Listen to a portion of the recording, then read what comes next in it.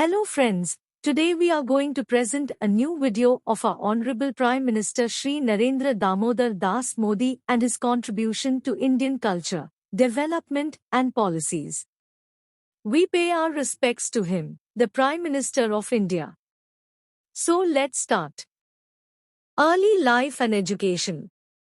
नरेंद्र मोदी का जन्म तत्कालीन बॉम्बे राज्य के महसाना जिला स्थित वडनगर ग्राम में हीराबेन मोदी और दामोदर दास मूलचंद मोदी के एक मध्यम वर्गीय परिवार में 17 सितंबर 1950 को हुआ था। वह पैदा हुए 6 बच्चों में तीसरे थे। मोदी का परिवार मोदघाचितेली समुदाय से था, जिसे भारत सरकार द्वारा अन्य पिछड़ा वर्ग के रूप में वर्गीकृत किया जाता है। वह पूर्णतः शाकाहारी है। भारत पाकिस्तान के बीच द्वितीय युद्ध के दौरान अपने तरुणकाल में उन्होंने स्वेच्छा से रेलवे स्टेशनों पर सफर कर रहे सैनिकों की सेवा की। युवावस्था में वह छात्र संगठन अखिल भारतीय विद्यार्थी परिषद में शामिल हुए। उन्होंने साथ ही साथ भ्रष्टाचार विरोधी नव निर्माण आंदोलन में हिस्सा लिया। एक पूर्णकालिक आयोजक के रूप में कार्य करने के पश्चात उन्हें भारतीय जनता पार्टी में संगठन का प्रतिनिधि मनोनीत किया गया। किशोरावस्था में अपने भाई के साथ एक चाय की दुकान चला चुके मोदी ने अपनी स्कूली शिक्षा वडनगर में पूरी की। उन्होंने आरएसएस के प्रचारक रहते हुए 1980 में गुजरात विश्वविद्यालय से राजनीति विज्ञान में स्नातकोत्तर परीक्षा दी और विज्ञान स्नातकोत्तर की डिग्री प्राप्त की। अपने माता पिता की कुल 6 संतानों में तीसरे पुत्र नरेंद्र ने बचपन में रेलवे स्टेशन पर चाय बेचने में अपने पिता का भी हाथ बंटाया। बडनगर के ही एक स्कूल मास्टर के अनुसार नरेंद्र हालांकि एक औसत दर्जे का छात्र था, लेकिन वाद विवाद और नाटक प्रतियोगिताओं में उसकी बेहद रुचि थी। इसके अलावा उसकी रुचि राजनीतिक विषयों पर नई परियोजनाएं प्रारंभ करने की भी थी। 13 वर्ष की आयु में नरेंद्र की सगाई जसोदा बेन चमनलाल के साथ कर दी गई और जब उनका विवाह हुआ तब वह मात्र 17 वर्ष के थे। फाइनेंशियल एक्सप्रेस की एक खबर के अनुसार पति पत्नी ने कुछ वर्ष साथ रहकर बिताए, परंतु कुछ समय बाद वे दोनों एक दूसरे के लिए अजनबी हो गए क्योंकि नरेंद्र मोदी ने उनसे कुछ ऐसी ही इच्छा व्यक्त की थी, जबकि नरेंद्र मोदी के जीवनी लेखक ऐसा नहीं मानते। उनका कहना है, उन दोनों की शादी जरूर हुई परंतु वे दोनों एक साथ कभी नहीं रहे। शादी के कुछ बरसों बाद नरेंद्र मोदी ने घर त्याग दिया और एक प्रकार से उनका वैवाहिक जीवन लगभग समाप्त सा ही हो गया। पिछले 4 विधानसभा चुनावों में अपनी वैवाहिक स्थिति पर खामोश रहने के बाद नरेंद्र मोदी ने कहा कि अविवाहित रहने की जानकारी देकर उन्होंने कोई पाप नहीं किया। नरेंद्र मोदी के मुताबिक एक शादीशुदा के मुकाबले अविवाहित व्यक्ति भ्रष्टाचार के खिलाफ जोरदार तरीके से लड़ सकता है, क्योंकि उसे अपनी पत्नी, परिवार व बाल बच्चों की कोई चिंता नहीं रहता। हालांकि नरेंद्र मोदी ने शपथ पत्र प्रस्तुत कर जसोदाबेन को अपनी पत्नी स्वीकार किया है। Chief minister of Gujarat. 2001 में केशुभाई पटेल, तत्कालीन मुख्यमंत्री, की सेहत बिगड़ने लगी थी और भाजपा चुनाव में कई सीट हार रही थी। इसके बाद भाजपा के राष्ट्रीय अध्यक्ष मुख्यमंत्री के रूप में मोदी को नए उम्मीदवार के रूप में रखते हैं। हालांकि भाजपा के नेता लालकृष्ण आडवाणी मोदी के सरकार चलाने के अनुभव की कमी के कारण चिंतित थे। मोदी ने पटेल के उप मुख्यमंत्री बनने का प्रस्ताव ठुकरा दिया और आडवाणी व अटल बिहारी वाजपेयी से बोले कि यदि गुजरात की जिम्मेदारी देनी है तो पूरी दे, अन्यथा न दे। 3 अक्टूबर 2001 को यह केशुभाई पटेल के जगह गुजरात के मुख्यमंत्री बने। इसके साथ ही उन पर दिसंबर 2002 में होने वाले चुनाव की पूरी जिम्मेदारी भी थी। 200102 नरेंद्र मोदी ने मुख्यमंत्री का अपना पहला कार्यकाल 7 अक्टूबर 2001 से शुरू किया। इसके बाद मोदी ने राजकोट विधानसभा चुनाव लड़ा, जिसमें कांग्रेस पार्टी के आश्विन मेहता को 14,728 मतों से हराया था। नरेंद्र मोदी अपनी विशिष्ट जीवन शैली के लिए समूचे राजनीतिक हलकों में जाने जाते हैं। उनके व्यक्तिगत स्टाफ में केवल 3 ही लोग रहते हैं। कोई भारी भरकम अमला नहीं होता। लेकिन कर्मयोगी की तरह जीवन जीने वाले मोदी के स्वभाव से सभी परिचित हैं। इस नाते उन्हें अपने कामकाज को अमली जामा पहनाने में कोई दिक्कत पेश नहीं आती। उन्होंने गुजरात में कई ऐसे हिंदू मंदिरों को भी ध्वस्त करवाने में कभी कोई कोताही नहीं बरती जो सरकारी कानून कायदों के मुताबिक नहीं बने थे। हालांकि इसके लिए उन्हें विश्व हिंदू परिषद जैसे संगठनों का कोपभाजन भी बनना पड़ा, परंतु उन्होंने इसकी रत्ती भर भी परवाह नहीं की, जो उन्हें उचित लगा करते रहे। वे एक लोकप्रिय वक्ता है, जिन्हें सुनने के लिए बहुत भारी संख्या में श्रोता आज भी पहुंचते हैं। कुर्ता पायजामा व सदरी के अतिरिक्त वे कभी कभार सूट भी पहन लेते हैं। अपनी मातृभाषा गुजराती के अतिरिक्त वह हिंदी में ही बोलते हैं। मोदी के नेतृत्व में 2012 में हुए गुजरात विधानसभा चुनाव में भारतीय जनता पार्टी ने स्पष्ट बहुमत प्राप्त किया। भाजपा को इस बार 115 सीटें मिली। गुजरात के विकास की योजनाएं। मुख्यमंत्री के रूप में नरेंद्र मोदी ने गुजरात के विकास के लिए जो महत्वपूर्ण योजनाएं प्रारंभ की व उन्हें क्रियान्वित कराया, उनका संक्षिप्त विवरण इस प्रकार है। के लिए जो महत्वपूर्ण योजनाएं प्रारंभ की व उन्हें क्रियान्वित कराया, उनका संक्षिप्त विवरण इस प्रकार है। पंचामृत योजना राज्य के एकीकृत विकास की पंचायामी योजना। सुजलाम सुफलाम राज्य में जल स्रोतों का उचित व समेकित उपयोग, जिससे जल की बर्बादी को रोका जा सके। कृषि महोत्सव, उपजाऊ भूमि के लिए शोध प्रयोगशालाएं। चिरंजीवी योजना, नवजात शिशु की मृत्यु दर में कमी लाने हेतु। मातृवंदना, जच्चा बच्चा के स्वास्थ्य की रक्षा हेतु। बेटी बचाओ, भ्रूण हत्या व लिंगानुपात पर अंकुश हेतु। ज्योतिग्राम योजना, प्रत्येक गांव में बिजली पहुंचाने हेतु। कर्मयोगी अभियान, सरकारी कर्मचारियों में अपने कर्तव्य के प्रति निष्ठा जगाने हेतु। कन्या कलावाणी योजना, महिला साक्षरता व शिक्षा के प्रति जागरूकता। बालभोग योजना, निर्धन छात्रों को विद्यालय में दोपहर का भोजन। 67। मोदी का वनबंधु विकास कार्यक्रम।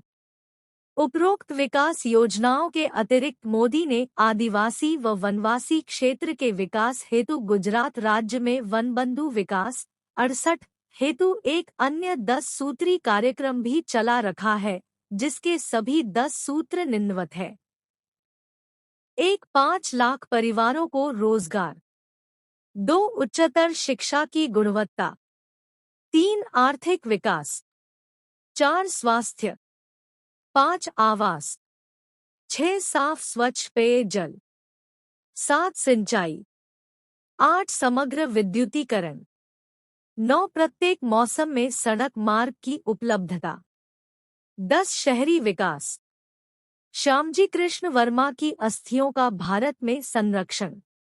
नरेंद्र मोदी ने प्रखर देशभक्त एवं आर्य समाज के संस्थापक स्वामी दयानंद सरस्वती के शिष्य श्यामजी कृष्ण वर्मा व उनकी पत्नी भानुमति की अस्थियों को भारत की स्वतंत्रता के 55 वर्ष बाद 22 अगस्त 2003 को स्विस सरकार से अनुरोध करके जिनेवा से स्वदेश वापस मंगाया और मांडवी, श्यामजी के जन्म स्थान में क्रांति तीर्थ के नाम से एक पर्यटन स्थल बनाकर उसमें उनकी स्मृति को संरक्षण प्रदान किया। मोदी द्वारा 13 दिसंबर 2010 को राष्ट्र को समर्पित इस क्रांति तीर्थ को देखने दूर दूर से पर्यटक गुजरात आते हैं। गुजरात सरकार का पर्यटन विभाग इसकी देखरेख करता है। विचार। आतंकवाद। 18 जुलाई 2006 को मोदी ने एक भाषण में आतंकवाद निरोधक अधिनियम जैसे आतंकवाद विरोधी विधान लाने के विरुद्ध उनकी अनिच्छा को लेकर भारतीय प्रधानमंत्री मनमोहन सिंह की आलोचना की। मुंबई की उपनगरीय रेलों में हुए बम विस्फोटों के मद्देनजर उन्होंने केंद्र सरकार से राज्यों को सख्त कानून लागू करने के लिए सशक्त करने की मांग की। उनके शब्दों में, आतंकवाद युद्ध से भी बदतर है। एक आतंकवादी के कोई नियम नहीं होते। एक आतंकवादी तय करता है कि कब, कैसे, कहां और किसको मारना है। भारत ने युद्धों की तुलना में आतंकी हमलों में अधिक लोगों को खोया है। नरेंद्र मोदी ने कई अवसरों पर कहा था कि यदि भाजपा केंद्र में सत्ता में आई तो वह सन 2004 में उच्चतम न्यायालय द्वारा अफजल गुरु को फांसी दिए जाने के निर्णय का सम्मान करेगी। भारत के उच्चतम न्यायालय ने अफजल को 2001 में भारतीय संसद पर हुए हमले के लिए दोषी ठहराया था एवं 9 फरवरी 2013 को तिहाड़ जेल में उसे फांसी पर लटकाया गया। मुसलमान। यद्यपि मुसलमानों के बीच एक लोकप्रिय चेहरा नहीं है, लेकिन नरेंद्र मोदी मुसलमानों के विकास में रुचि रखते हैं। कई मुस्लिम नेताओं और विद्वानों ने 2002 के गुजरात दंगों और उनकी चरम हिंदुत्ववादी सोच में उनकी कथित भूमिका के कारण नरेंद्र मोदी की आलोचना की है। हालांकि जफर सरेशवाला जैसे कई मुस्लिम नेताओं ने उनकी और उनकी नीतियों का समर्थन किया। वह अक्सर मुसलमानों के समग्र अभिन्न विकास के बारे में बात करते हैं, जिसमें उन्होंने कहा था, मुसलमानों के एक हाथ में कंप्यूटर और दूसरे हाथ में कुरान होना चाहिए। हिंदू राष्ट्रवाद। 27 फरवरी 2002 को अयोध्या से पुनः गुजरात लौटकर आ रहे कारसेवकों को गोधरा स्टेशन पर खड़ी ट्रेन में मुसलमानों की हिंसक भीड़ द्वारा आग लगाकर जिंदा जला दिया गया। इस हादसे में 59 कारसेवकों की दर्दनाक रूप से मृत्यु हो गई। रोंगटे खड़े कर देने वाली इस घटना की प्रतिक्रिया स्वरूप समूचे गुजरात में हिंदू मुस्लिम दंगे भड़क उठे। मरने वाले 1180 लोगों में अधिकांश संख्या अल्पसंख्यकों की थी। इसके लिए न्यूयॉर्क टाइम्स ने मोदी प्रशासन को जिम्मेवार ठहराया। कांग्रेस सहित अनेक विपक्षी दलों ने नरेंद्र मोदी के इस्तीफे की मांग की। मोदी ने गुजरात की 10वीं विधानसभा भंग करने की संस्तुति करते हुए राज्यपाल को अपना त्यागपत्र सौंप दिया। परिणामस्वरूप पूरे प्रदेश में राष्ट्रपति शासन लागू हो गया। राज्य में दोबारा चुनाव हुए जिसमें भारतीय जनता पार्टी ने मोदी के नेतृत्व में विधानसभा की कुल 182 सीटों में से 127 सीटों पर जीत हासिल की। अप्रैल 2009 में भारत के उच्चतम न्यायालय ने विशेष जांच दल भेजकर यह जानना चाहा कि कहीं गुजरात के दंगों में नरेंद्र मोदी की साजिश तो नहीं। 60 यह विशेष जांच दल दंगों में मारे गए कांग्रेसी सांसद एहसान जाफरी की विधवा जाकिया जाफरी की शिकायत पर भेजा गया था। दिसंबर 2010 में उच्चतम न्यायालय ने एसआईटी की रिपोर्ट पर यह फैसला सुनाया कि इन दंगों में नरेंद्र मोदी के खिलाफ कोई ठोस सबूत नहीं मिला है।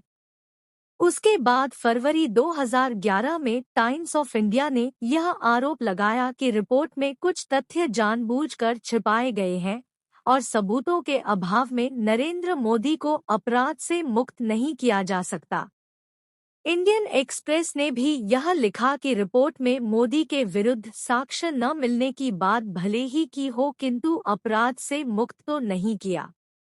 द हिंदू में प्रकाशित एक रिपोर्ट के अनुसार नरेंद्र मोदी ने न सिर्फ इतनी भयंकर त्रासदी पर पानी फेरा अपितु प्रतिक्रिया स्वरूप उत्पन्न गुजरात के दंगों में मुस्लिम उग्रवादियों के मारे जाने को भी उचित ठहराया। भारतीय जनता पार्टी ने मांग की कि एसआईटी की रिपोर्ट को लीक करके उसे प्रकाशित करवाने के पीछे सत्तारूढ़ कांग्रेस पार्टी का राजनीतिक स्वार्थ है, इसकी भी उच्चतम न्यायालय द्वारा जांच होनी चाहिए। सुप्रीम कोर्ट ने बिना कोई फैसला दिए अहमदाबाद के ही एक मजिस्ट्रेट को इसकी निष्पक्ष जांच करके अविलंब अपना निर्णय देने को कहा। अप्रैल 2012 में एक अन्य विशेष जांच दल ने फिर ये बात दोहराई कि यह बात तो सच है कि ये दंगे भीषण थे, परंतु नरेंद्र मोदी का इन दंगों में कोई भी प्रत्यक्ष हाथ नहीं।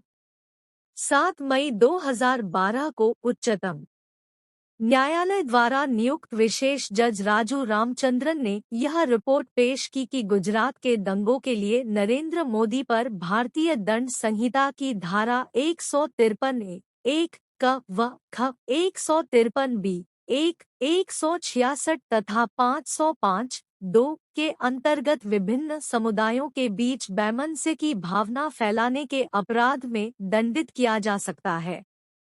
हालांकि रामचंद्रन की इस रिपोर्ट पर विशेष जांच दल S0I0T0 ने आलोचना करते हुए इसे दुर्भावना व पूर्वाग्रह से परिपूर्ण एक दस्तावेज बताया। 26 जुलाई 2012 को नई दुनिया के संपादक शाहिद सिद्दीकी को दिए गए एक इंटरव्यू में नरेंद्र मोदी ने साफ शब्दों में कहा, 2004 में मैं पहले भी कह चुका हूं, 2002 के सांप्रदायिक दंगों के लिए मैं क्यों माफी मांगूं?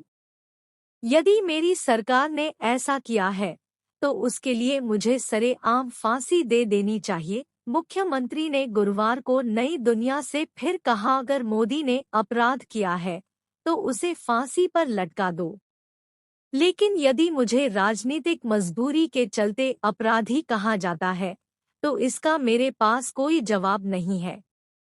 यह कोई पहली बार नहीं है जब मोदी ने अपने बचाव में ऐसा कहा हो।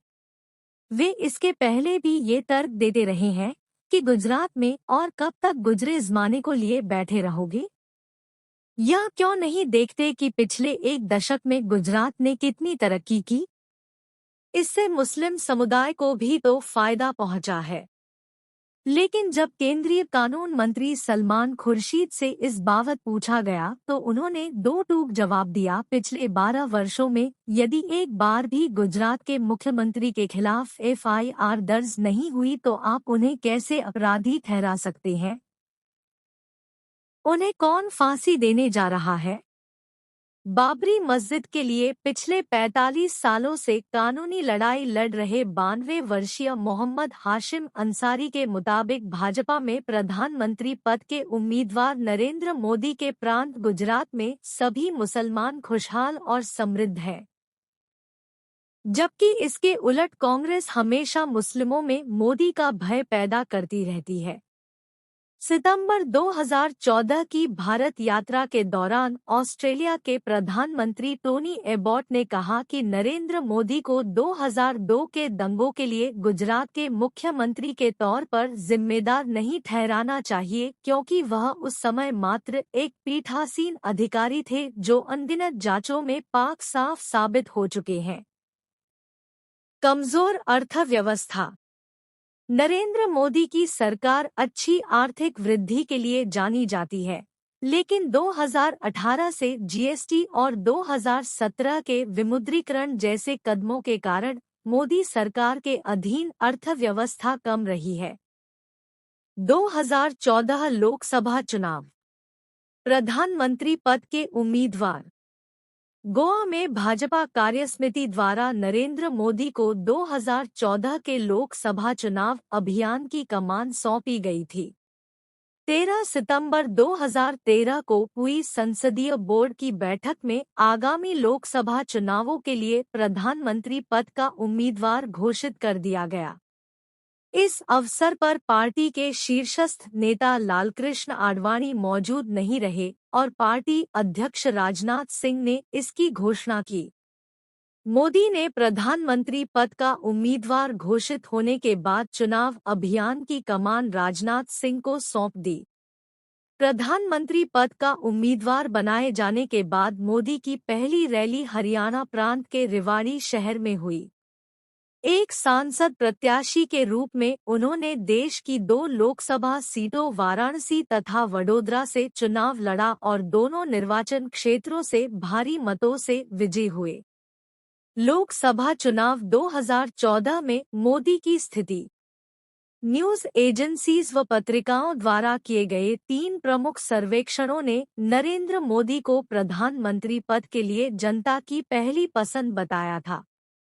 एसी वोटर पोल सर्वे के अनुसार नरेंद्र मोदी को पीएम पद का प्रत्याशी घोषित करने से एनडीए के वोट प्रतिशत में 5% के इजाफे के साथ 179 से 220 सीटें मिलने की संभावना व्यक्त की गई। सितंबर 2013 में नीलसन होल्डिंग और इकोनॉमिक टाइम्स ने जो परिणाम प्रकाशित किए थे उनमें शामिल शीर्षस्थ 100 भारतीय कारपोरेट्स में से 74 कारपोरेट्स ने नरेंद्र मोदी तथा 7 ने राहुल गांधी को बेहतर प्रधानमंत्री बतलाया था। नोबेल पुरस्कार विजेता अर्थशास्त्री अमर्त्य सेन मोदी को बेहतर प्रधानमंत्री नहीं मानते, ऐसा उन्होंने एक इंटरव्यू में कहा था। उनके विचार से मुस्लिमों में उनकी स्वीकार्यता संदिग्ध हो सकती है, जबकि जगदीश भगवती और अरविंद पानगढ़िया को मोदी का अर्थशास्त्र बेहतर लगता है। योग गुरु स्वामी रामदेव व मुरारी बापू जैसे कथावाचक ने नरेंद्र मोदी का समर्थन किया।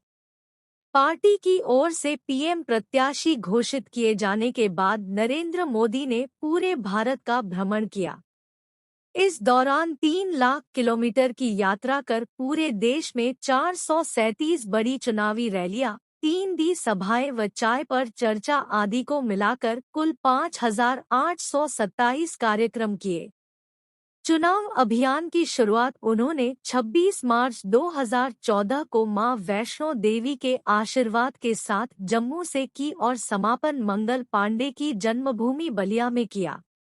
स्वतंत्रता प्राप्ति के पश्चात भारत की जनता ने एक अद्भुत चुनाव प्रचार देखा। यही नहीं, नरेंद्र मोदी के नेतृत्व में भारतीय जनता पार्टी ने 2014 के चुनावों में अभूतपूर्व सफलता भी प्राप्त की। परिणाम: चुनाव में जहां राष्ट्रीय जनतांत्रिक गठबंधन 336 सीटें जीतकर सबसे बड़े संसदीय दल के रूप में उभरा, वहीं अकेले भारतीय जनता पार्टी ने 282 सीटों पर विजय प्राप्त की।